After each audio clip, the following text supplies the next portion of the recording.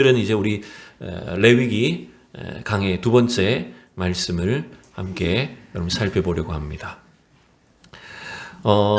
지난 시간에 우리는 레위기 말씀을 시작하면서 레위기의 어떤 전체적인 그런 기본 개요를 제가 설명을 드렸었습니다. 여러분 한 주가 지났지만 얼마만큼 기억하고 있는지 한번 여쭤보도록 하죠. 레위기는 특별히 출애굽의 과정 속에서 어디에서 받은 말씀이었나요? 어느 장소에서? 그렇죠. 시내산에 머물 때 하나님이 모세를 통해서 주셨던 특별히 예배에 대한 제사에 대한 내용을 중심으로 주셨던 말씀이었어요. 제가 그래서 지도를 이렇게 그때 살펴봤었죠. 처음에 출애굽기의 과정이 있었고 그 다음에 레위기는 시내산에서 머무는 한 약 1년여의 시간 동안 하나님이 모세에게 주셨던 말씀이었어요. 그 다음에 이제 출애굽의 38년의 역사가 민수기를 통해서 기록되어 있고 나머지 이제 요단강을 건너가기 전에 한 2개월 동안 모세를 통해 주신 내용이 말씀이 이제 신명기의 말씀이었어요. 자, 그런데 여러분 이 레위기의 내용은 두 가지로 크게 구분을 할 수 있다고 말씀드렸었습니다. 그게 여러분 뭐였냐면 바로 하나님께 나아가는 법, 그 다음에 하나님과 동행하는 법. 여러분 이 두 개의 개념이 레위기의 전체 줄거리예요. 그런데 왜 하나님은 이 내용을 아직 광야에 있는 시내산에 머물러 있는 이스라엘 백성들에게 주셨을까요? 이들이 장차 가나안 땅에 들어가서 그들이 하나님 앞에 어떻게 나아가야 될지 그리고 어떻게 하나님과 동행하는 삶을 살아야 될지를 가르쳐주신 말씀이 레위기의 내용이었어요.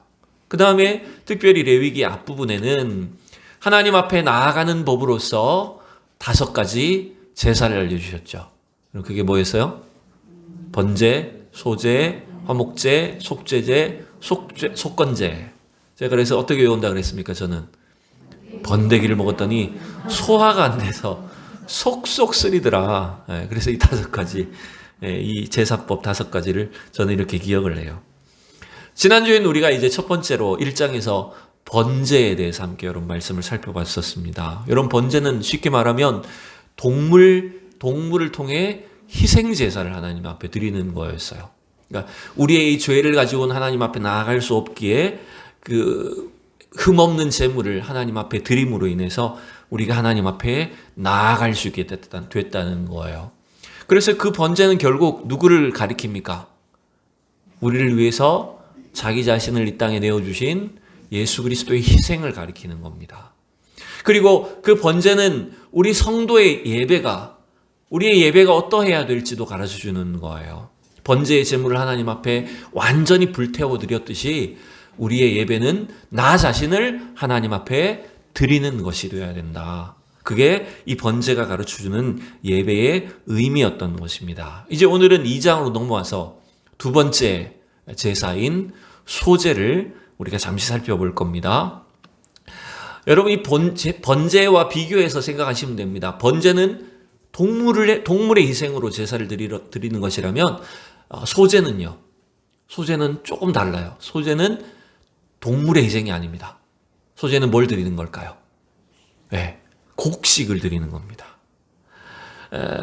그래서 이 소제는 조금 학자들 간에 여러 의견이 분분하긴 한데 소제는 번제나 희생, 화목제와 같이 동물 제사와 함께 보조적으로 드리는 제사가 아니었나 이렇게 보기도 합니다. 근데 이제 정확한 의미는 우리가 다 알 수 없겠죠. 그렇지만 그렇다고 해서 보조적으로 드렸던 제사라고 해서 이 소제가 그냥 별 의미 없는 것이거나 또 무가치한 것이거나 결코 그렇지 않다는 걸 오늘 우리는 이 말씀을 통해 살펴봐야 됩니다. 이 소제는 히브리어로 하면 민하라는 발음인데 저도 히브리어 잘 모릅니다. 근데 이 소제라는 단어의 뜻이 뭐냐면요. 선물, 조공, 공물 이런 의미입니다. 여러분 누구한테 조공을 드리는 걸까요? 네, 그렇죠. 하나님을 우리의 왕으로 인정하여 그 하나님 앞에 말하자면 우리가 가지고 있는 최고의 것으로 예물을 드리는 것, 이게 소제의 의미라고 하는 것입니다. 하나님은 이스라엘 백성들을 언약 백성으로 삼으셨어요. 그래서 이스라엘은 언약 백성으로서 그 언약의 주인 되시는 하나님 앞에 하나님이 주신 것들을 예물로 드려야 했어요. 그 의미가 바로 소재에 들어있다라고 하는 것입니다. 자, 우리가 오늘 이 소재는요, 그 소재의 재료라든지 소재를 어떻게 하나님께 드려야 될지를 조금 자세히 살펴봐야 되는데 1절을 먼저 말씀을 살펴보도록 할게요. 소재가 어떤 기본 재료가 있는지 함께 봅시다. 1절 시작. 누구든지 소재의 예물을 여호와께 드리려거든 고운 가루로 예물을 삼아 그 위에 기름을 붓고 그 위에 유향을 놓아. 이렇게 시작합니다.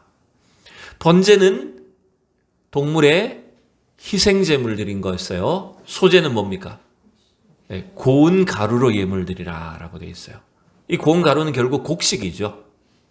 우리가 먹는 양식을 의미하는 것입니다.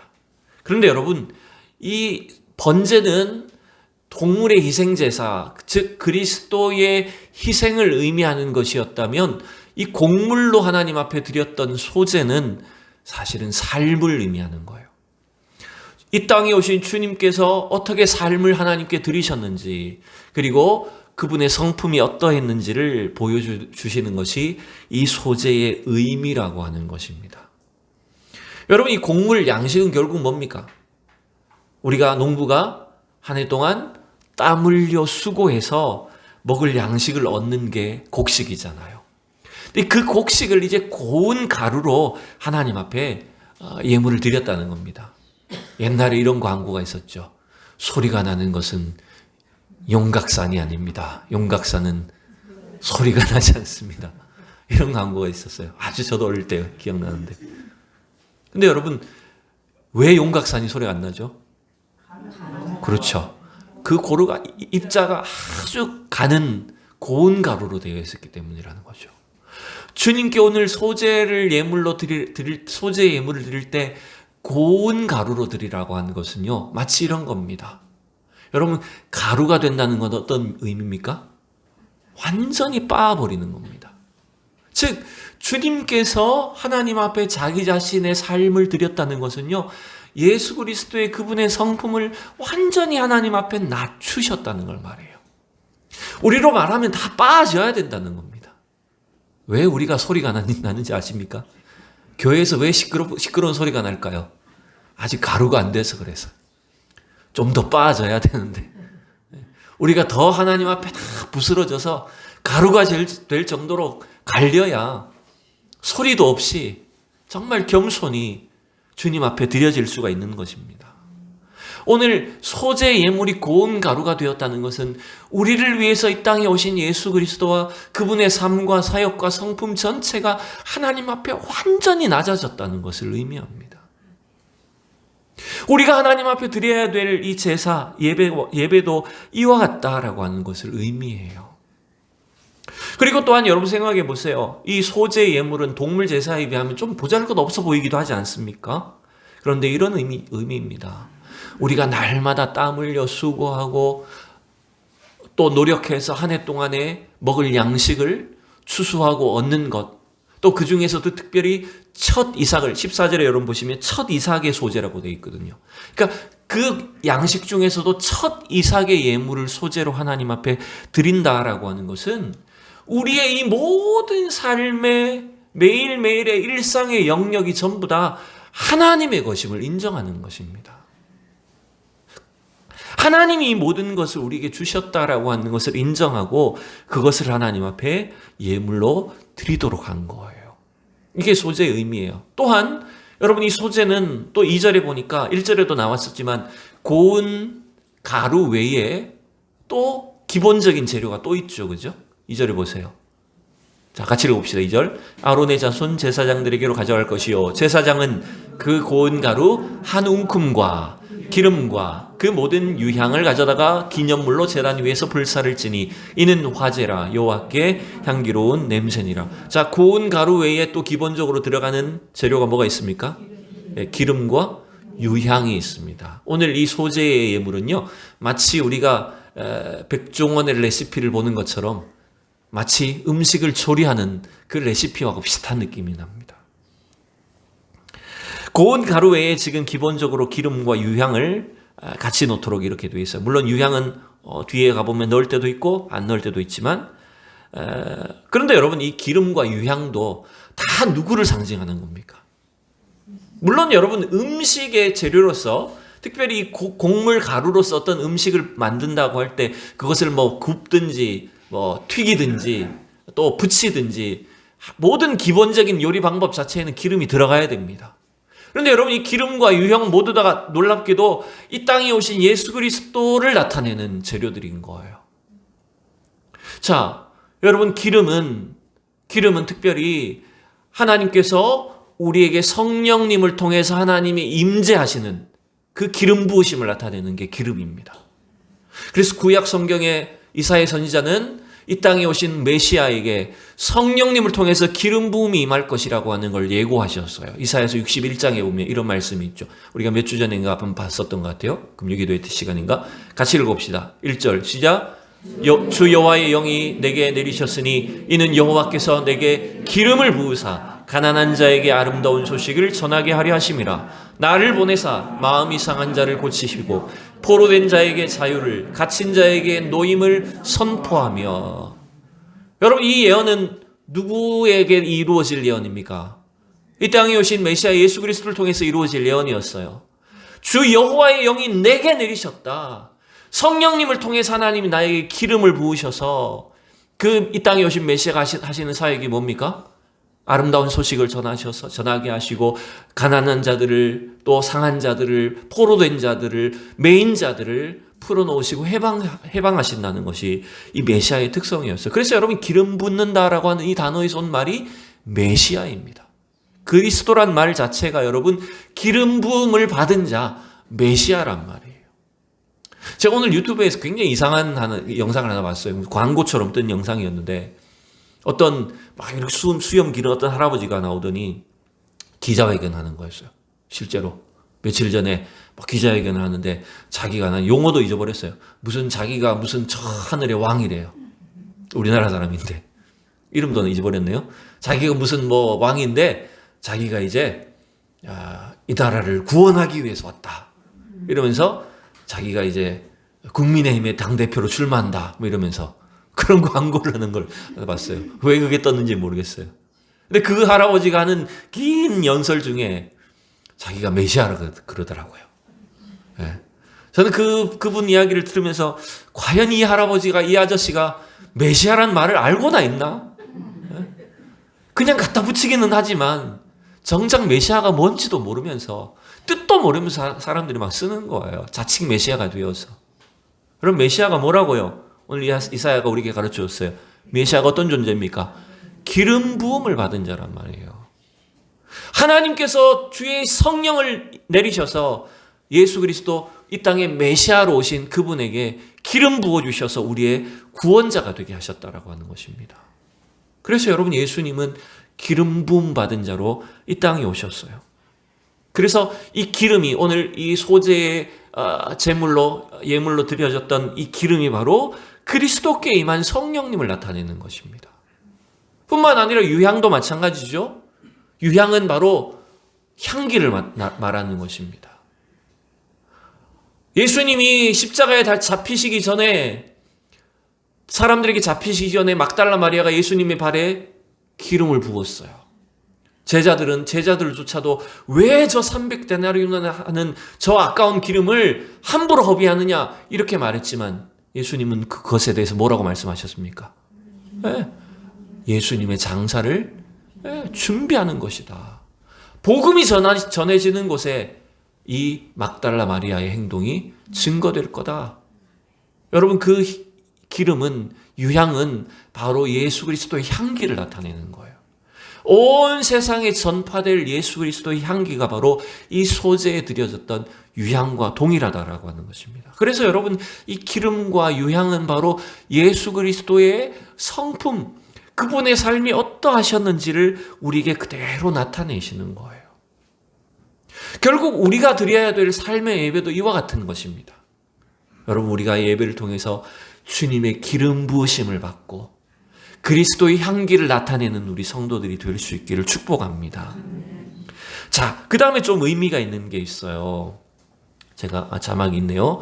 2절을 다시 한번 보면, 하나님은 오늘 이 소재의 예물을 하나님 앞에 드릴 때에 상당히 다양한 방식으로 드리게 하셨어요. 재료는 똑같은데 방식이 다양해요. 2절에는 이 소재의 예물을 가루를 드리는 겁니다. 가루를 드리면 제사장이 그 가루의 일부분만, 한 움큼만 가지고 기름과 유향을 가져다가 하나님께 태워드린 거였어요. 그냥 가루만 드리는 거예요. 그 다음 보세요. 4절에 보면 똑같은 재료인데 이번에 어떤 걸 드립니까? 화덕에 구워서 드리는 겁니다. 그러니까 미리 예배 드리는 사람이 소재의 예물을 미리 화덕에 구워가지고 이렇게 드리는 겁니다. 또 5절에는요. 철판 부침개가 나옵니다. 철판에 부친 것으로 또 소재의 예물을 드리기도 합니다. 7절에 보면요. 냄비에다가 또 요리를 해서 이 말하자면 요리예요. 어떻게 보면요. 이 소재는. 참 재밌지 않나요? 이 2장을 읽다 보면 어떤 느낌이 나냐면 재료는 똑같은데 다양한 레시피를 이용해서 조리 방식을 조금씩 다양하게 해가지고 하나님 앞에 소재 예물을 드려도 되도록 이렇게 했던 걸 볼 수가 있습니다. 유튜브에는 우리나라의 먹방이 참 유행을 한다 그러죠. 그래서 틀면 막 각종 먹방이 막 많이 나옵니다. 제가 참 감명 깊게 봤던 것 중에 하나는 뭐냐면 아까도 얘기했지만 그 요식 업계의 뭐랄까요, 최고에서 있는 사람 있잖아요, 우리나라에. 백종원 이런 사람. 그 사람 얼마나 많은 그 요리 프로그램 또 음식 프로그램이 많은지 몰라요. 근데 그 중에 막 전 세계를 돌아다니면서 길거리 음식을 이렇게 먹는 그 프로그램을 가끔 봤는데 참 감탄스러웠어요. 이분이 한국의 음식만이 아니라 전 세계 나라마다 다양한 그 음식과 조리법을 다 알고 있더라고요. 그러니까 자기가 그 분야에서 하나의 그 집중하기 위해서 얼마나 많은 세계 각국의 요리를 먹고 그것을 연구를 하고 또 재료를 알고 있는지. 사실 우리만 해도 어떻습니까? 세계 다른 나라 가가지고 음식 잘 먹어요? 못 먹어요, 여러분? 잘 못 먹어요, 그죠? 익숙해지지 않으면. 근데 그 다양한 어떤 음식들을 다 연구하고 그 맛을 알고 그 미묘한 차이점들을 이렇게 하는 걸 보면서 참 한 분야에 뭔가를 전문가가 된다는 것이 이처럼 깊이가 있구나. 이런 것들을 여러분 생각했습니다. 근데 여러분 오늘 2장 말씀에서 이 소재의 예물을 하나님께서 우리에게 말씀하실 때 왜 이렇게 다양한 어떤 조리법을, 방법을 말씀하고 계실까요? 이건 이제 제가 생각한 게 아니고 제가 말씀을 준비하면서 그 주석을 보니까 이런 설명이 있었어요. 여러분 이렇게 소재의 예물이 조리법이 마치 다양한 것은 우리 마음대로 해도 된다는 것은 결코 아닙니다. 우리가 하나님을 예배하는 것이 내 멋대로 내 입맛대로 해도 된다 이런 의미가 아니에요. 이 의미가 뭐냐면 진정한 예배는 우리 각 사람이 다양한 예배자로 나아가지만 하나님은 그 다양한 예배자의 그 믿음과 신앙을 주님은 다 기뻐 받으신다는 것입니다, 여러분. 여러분 여기에 또 더 중요한 의미가 있습니다. 이 소재의 예물을 하나님 앞에 다양한 방식으로 드려라고 한 것은요, 이 예배의 주인은 하나님이시고 우리는 어떻게 보면 이 소재의 예물을 하나님 앞에 준비하여 나아가는 이 이스라엘 백성들과 같이 되어야 된다는 것이에요. 이게 무슨 말일까요? 자칫하면 오늘날 우리의 예배는 어떤 방식이 되기 쉬울까요? 마치 예배의 주인은 관객처럼 앉아있는 성도들이 되기 쉽다는 겁니다. 무슨 말일까요? 앞에서 잘 짜여지고 준비되어 있는 한 편의 공연을 보고 오는 것처럼 오늘날 성도가 그렇게 되기 쉽다는 거예요. 그냥 아무 부담 없이 편하게 그냥 예배당에 딱 앉아가지고 1시간 앞에서 무슨 잘하는 공연을 보는 것처럼 잘 짜여진 프로그램을 한 편 보고 오는 것처럼 그렇게 보고 그냥 나오는 거예요. 여러분 이것은 참된 예배가 아니라는 겁니다. 오늘 소재의 의미로 보면. 진정한 예배는 어떤 것이 되어야 됩니까? 우리 각 사람이 우리의 형편에, 우리 상황에 맞게 하나님 앞에 준비하여 하나님께 드리는 예배가 되어야 된다는 것입니다. 내가 받는 예배가 아니라 하나님이 받으시는 예배가 되어야 된다는 거예요. 예전에 저는 저 경기도에 있는 어느 큰 교회를 한번 탐방을 해본 적이 있습니다. 주일 예배를 한번 탐방을 가본 적이 있어요. TV에도 많이 나오는 유명한 교회예요. 방송에도 많이 나와요. 그래서인지 그 교회 예배는, 주일 예배는요, 마치 제가 방송을 보고 온 것 같았어요. 방송국의 1시간짜리 프로그램을 딱 보고 온 것처럼 느껴졌어요.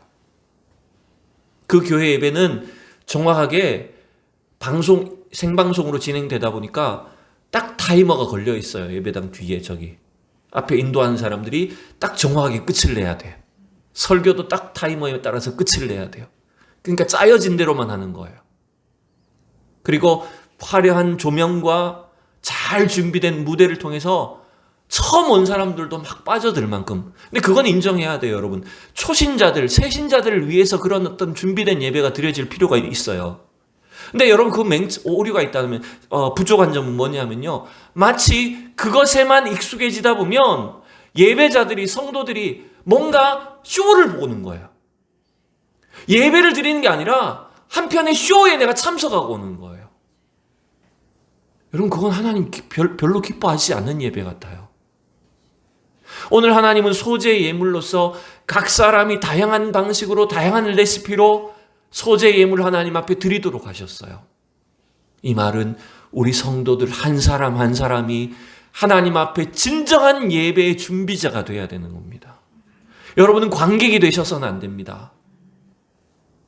여러분 자신이 하나님 앞에 예배자로, 주님이 관객으로 여러분 앞에 여러분의 예배를 받으시도록 하셔야 되는 것입니다. 이게 오늘 소재의 진짜 의미라는 것입니다. 자, 그 다음에 또 하나 중요한 지점이 있습니다. 오늘 3절을 또 볼까요? 3절 말씀 시작. 그 소재물에 남은 것은 아론과 그의 자손에게 돌릴지니 이는 여호와의 화제물 중에 지극히 거룩한 것이니라. 아멘. 자, 여기서 또 번제와 소재의 차이점이 나오죠. 번제는 제물을 어떻게 하는 것이었습니까? 태우는 건데 얼마만큼? 전부를 드리는 것이었어요. 그죠? 지난주에 번제는 그 제물을 전부 다 하나님 앞에 화제로 태워드리는 거였어요. 근데 여러분, 소제는 약간 다르죠? 소제는 일부분을 제사장을 통해서 하나님 앞에 드리고 그 나머지는 어떻게 합니까? 네, 아론과 그의 자손들은 누구죠? 제사장이지 않습니까? 제사장에게 그 소제물의 남은 부분을 먹게 하는 거였어요. 이제 함부로 아무에게나 줄 수 없어요. 왜냐하면 지극히 거룩한 예물이 되었기 때문에 제사장들에게 드려서 먹게 하는 것이었어요. 왜냐하면 일단 이 소제라는 자체가 이 곡식으로 만든 그 음식과 같기 때문에. 여러분, 그러면 오늘날의 기준으로 하면 제사장은 누구일까요? 목사님이라 그러셨죠, 지금. 네, 제가 이렇게 가르치니까. 이건 여러분 너무나 그냥 단순한 계산이에요. 근데 그렇지 않아요, 여러분. 구약의 제사장이 목회자적인 역할을 하는 것이긴 하지만 이 구약의 제사장은 목사를 의미하는 것만이 아닙니다. 신약의 기준으로 보면 제사장은 누굽니까? 네? 예수님은 대제사장이시고 제사장은 누굽니까? 네? 제사장은 저와 여러분 전부 아닙니까? 잊어버리셨어요? 베드로전서 2장에서 그랬잖아요. 너희는 왕 같은 제사장이라고. 성경에 제가 그 구절 다 외우지 못하지만 너희는 택하신 족속이요 왕 같은 제사장이요 거룩한 나라요 그의 소유가 된 백성이니라 그랬잖아요. 여러분, 우리 모두가 다 대제사장이신 예수 그리스도를 따라 하나님을 섬기는 제사장적인 존재로 부름받은 거예요. 우린 다 제사장인 거예요. 그래서 그러면 이 제사장에게 이 소재의 남은 부분을 먹게 했다라고 하는 것은, 여러분, 뭘 먹는 겁니까, 우리가? 네? 뭘 먹는 걸까요? 여러분, 이 소재 예물은 아까 결국 궁극적으로 누구를 가리킨다 그랬어요? 예수님 자신이었잖아요. 예수 그리스도 그분의 삶과 그분의 성품, 예수님 자신을 하나님께 드린 것이 사실은 이 제물, 구약에 나오는 제사의 모든 제물인 거예요. 그래서 예수님은, 이 땅에 오신 예수님은 자기 자신을 우리를 위한 생명의 떡으로 주신 것입니다. 여러분 믿습니까? 주님 그래서 참 떡이라고, 자기가 생명의 떡이라고 말씀해 주셨잖아요. 그래서 우리는 그 생명의 떡으로 오신 예수 그리스도를 먹는 사람들인 거예요. 그걸 기념하기 위해서 성찬식에서 뭘 합니까? 우리는 예수 그리스도의 살과 피를 먹잖아요. 바로 우리가 제사장으로서 이 소재의 예물을 먹는 것과 똑같은 개념인 겁니다. 그러면 여러분이 여기서 한 단계 더 나아가서 이 생명의 떡이신 예수님을 우리가 먹는다는 것, 소재의 예물을 제사장이 먹듯이 예수 그리스도를 우리가 생명의 양식으로 먹는다는 것은 어떤 삶이 되어야 된다는 것일까요? 우리가 어떠해야 될까요? 여러분, 우리는 먹는 것을 통해서 우리의 특징이 나타납니다. 그죠? 여러분이 먹는 것이 여러분의 힘이 됩니다. 믿습니까? 여러분이 예수 그리스도를 양식으로 먹으면 그분이 여러분의 힘이 된 줄로 믿습니다. 여러분이 먹는 것을 통해 여러분의 냄새가 나야 됩니다. 마늘 많이 먹으면 뭔 냄새가 납니까? 마늘 냄새 납니다. 서양 사람들, 한국 사람들 오면 무슨 냄새 난다 그럴까요? 김치 냄새 난다 그럽니다. 우린 김치를 더 많이 먹으니까. 예수 그리스도를 먹는 사람 무슨 냄새가 나야 될까요? 예수 그리스도의 냄새가 나야 되는 겁니다. 결국 우리가 예수 그리스도를 양식으로 먹는다는 것은 그분의 향기가 자연스럽게 나타나는 것입니다. 믿습니까? 그래서 바울 사도가 우리 고린도후서 우리가 지난번에 봤었잖아요. 너희는 그리스도의 향기니라 그랬잖아요. 우리가 그리스도께 복종하면 할수록 각처에서 예수 그리스도를 아는 냄새를 나타내시는 하나님께 감사한다 그랬잖아요. 우리 성도들의 삶은 어떤 삶이 되어야 됩니까? 예수 그리스도를 나타내는, 예수 그리스도의 냄새를 풍기는 그런 삶이 되어야 된다는 거예요. 이게 바로 이 소재가 바로 예수 그리스도가 우리 양식이라는 것과 이렇게 밀접하게 연결되어 있는 거 우리가 볼 수가 있어요. 자, 이제 마지막으로 넘어갑니다. 레위기 이제 2장에서 이제 끝부분에 가보면, 참고로 우리가 이걸 살펴봅시다. 소재에 들어가지 말아야 될 재료들과 반드시 들어가야 될 재료를 또다시 이제 언급을 해줍니다. 자, 11절 같이 읽어볼게요. 시작. 너희가 드리는 모든 소재물에는 누룩을 넣지 말지니 너희가 누룩이나 꿀을 여호와께 화제로 드려 사르지 못할지니라. 뭘 넣지 말아야 됩니까? 두 가지. 누룩과 꿀 두 가지 재료는 넣지 말도록 되어 있습니다. 물론 이제 그 꿀은 어떤 상황에 다른 제사에서는 일부분 드리는 것이 나오긴 하지만 누룩이었나? 제가 잘 헷갈립니다. 하여튼 어쨌든 이 소재물에는 절대로 들어가서는 안 되는 두 가지 재료가 누룩과 꿀 두 가지 재료가 있습니다. 또 13절에 보면요, 반드시 들어가야 될 재료가 있습니다. 13절을 읽어봅시다. 시작. 내 모든 소재물에 소금을 치라. 내 하나님의 언약의 소금을 내 소재에 빼지 못할지니 내 모든 예물에 소금을 드릴지니라. 자, 반드시 들어가지 말아야 될 재료가 뭐라고요? 누룩과 꿀이 있었어요. 그리고 들어가야 될 재료가 소금이 있었어요. 이게 다 어떤 상징적인 의미가 있습니다. 여러분, 누룩과 꿀은 뭔가 변질되고 부패되는 걸 말합니다. 사실은 누룩과 꿀이 들어가야지 음식이 맛이 좋아지죠. 그죠? 누룩이 들어가야지 빵이 더 부드러워지고 향기도 나기도 합니다. 그리고 꿀에 찍으면 얼마나 맛있을까요? 근데 하나님은 지금 소재물에 누룩과 꿀을 넣지 말라고 말합니다. 여러분, 이것은 누룩처럼 뭔가를 변질시키고 꿀처럼 뭔가 겉만 달콤하게 하는 포장하는 것들은 하나님 앞에 하나님이 싫어하시는 것이다 라고 하는 걸 나타냅니다. 우리의 신앙이 이와 같아야 된다는 거예요. 그래서 오늘 우리가 새벽에 봤던 말씀이죠. 큐티 하셨던 분도 기억하셔야 됩니다. 갈라디아서 5장에서 바울 사도가 우리에게 뭐라고 권면했습니까? 적은 누룩을 어떻게 하라고요? 조심해라. 예수님도 서기관과 바리새인의 누룩을 주의하라라고 했어요. 그 누룩처럼 작고 보잘것없는 것들이 온 덩이에 퍼지게 되는, 우리의 신앙의 본질과 예수 그리스도의 복음의 진리를 훼손하는 것들을 절대로 막아야 된다라고 성경은 우리에게 가르쳐 줬어요. 그에 비해서 반드시 넣어야 될 재료가 뭐라고요? 소금이었다고요. 여러분, 이건 정반대입니다. 소금은 어떤 특징이 있습니까? 변치 않는 겁니다. 부패되지 않게 하는 겁니다.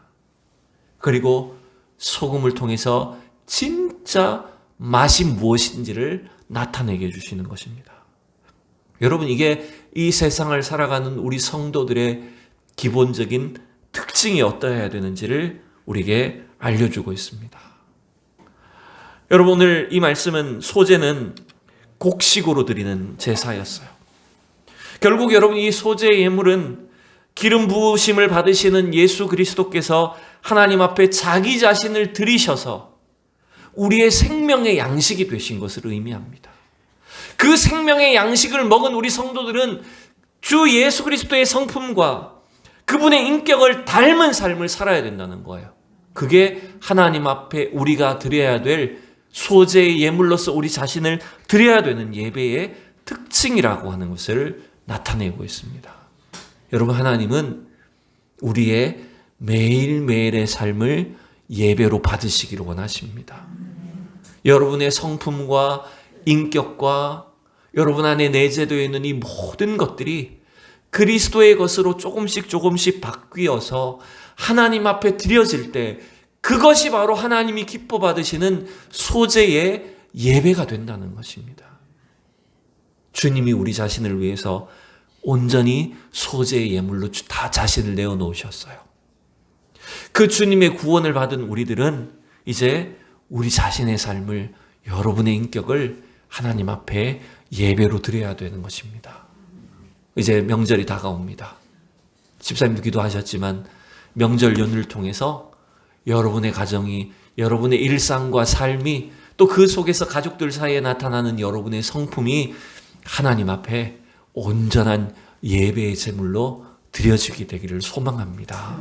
그리할 때 우리의 가정에, 우리 삶에 그리스도의 향기가 전파되고 주님의 성품을 나타내는 놀라운 역사가 일어날 줄로 믿습니다. 기도하겠습니다. 사랑이 많으신 주님, 크신 은혜를 감사합니다. 이 땅에 오신 우리 주님께서 모든 삶을 들여 소제의 제물로 우리의 구원을 이루어 주시고 또 생명의 떡으로 우리에게 양식이 되어 주신 하나님, 참으로 감사를 드립니다.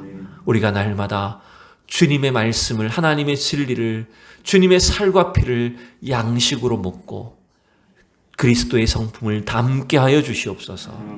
예수 그리스도의 향기를 나타내게 하여 주시옵소서. 우리의 말과 우리의 인격과 우리의 삶이 온전히 주님을 나타내는 귀한 소제의 예물들이 되게 하여 주시옵소서. 감사드리며 예수 그리스도의 이름으로 기도드립니다. 아멘.